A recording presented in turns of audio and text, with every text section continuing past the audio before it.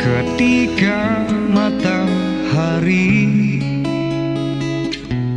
hanya di atas kepala, panas melelehkan. Ketika keadilan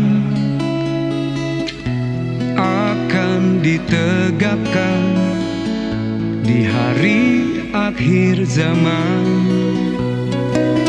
padang yang luas tak ada naungan, tapi engkau pemimpin adil.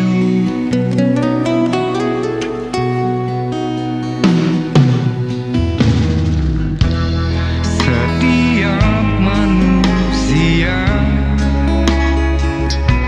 adalah khalifah di muka bumi ini.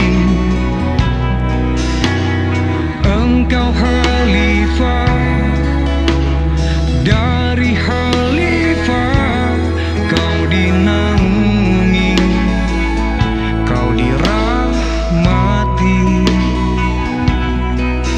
Tapi engkau khalifah dari khalifah, kau dinaungi, kau diselamatkan. Oh, dari hari pembalasan engkau bisa bawa mata air kebaikan bagi manusia.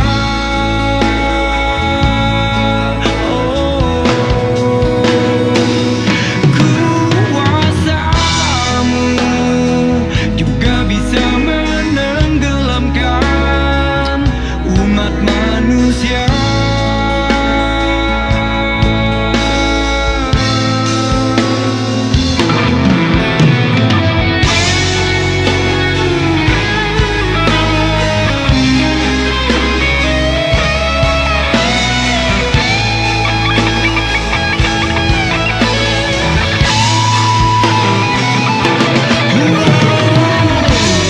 Tak ada bahteramu, tak ada penyelamat, maka adillah kau pemimpin.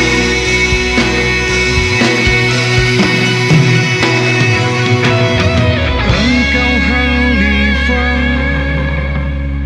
dari khalifah, kau dinaungi, kau dirahmati. Tapi engkau khalifah dari khalifah, kau dinaungi, kau diselamatkan.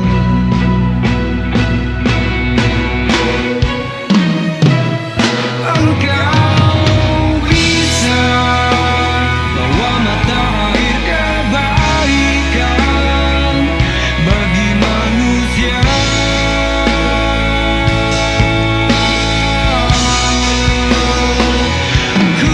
Kuasamu juga bisa menenggelamkan umat manusia.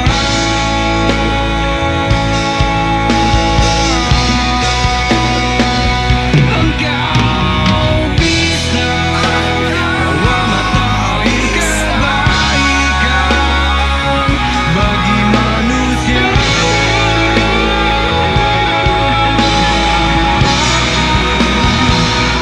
Kuasamu juga bisa menenggelamkan umat manusia.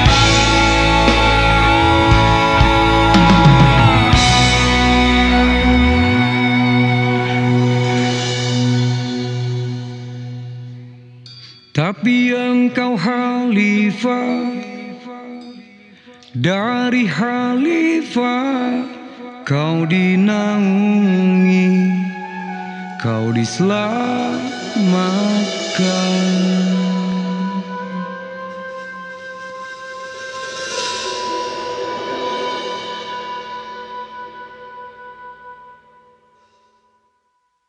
Assalamualaikum warahmatullahi wabarakatuh. Sobat RH sekalian, jumpa lagi kita di channel yang keren ini. Keren cadas. Ya Sobat RH sekalian, kita mendengar isu ya, tepatnya bahwa telah dibentuk PPI, Partai Perubahan Indonesia. Nah masalahnya apakah itu benar atau tidak, itu yang jadi masalah ya. Yang jelas kalau dari jurusan Anies Baswedan belum ada rencana apa-apa. Anies mengatakan pengen rehat, tetapi entah dari mana ada isu tentang pembentukan Partai Perubahan Indonesia, bahkan dengan logonya ya, logo Garuda tapi kepalanya kepala burung hantu nih. Kemudian ada bintang di tengahnya, Partai Perubahan Indonesia ya. Seperti koin ya ininya. Seperti mata uang yang timbul begitu. Dan ada yang tanya kepada saya, "Bang, saya relawan dari Bogor, mau tanya apa betul partai itu?" Saya tidak bisa menjawab betul atau tidak ya. Barangkali ini baru usulan, baru inisiatif dari sekelompok orang.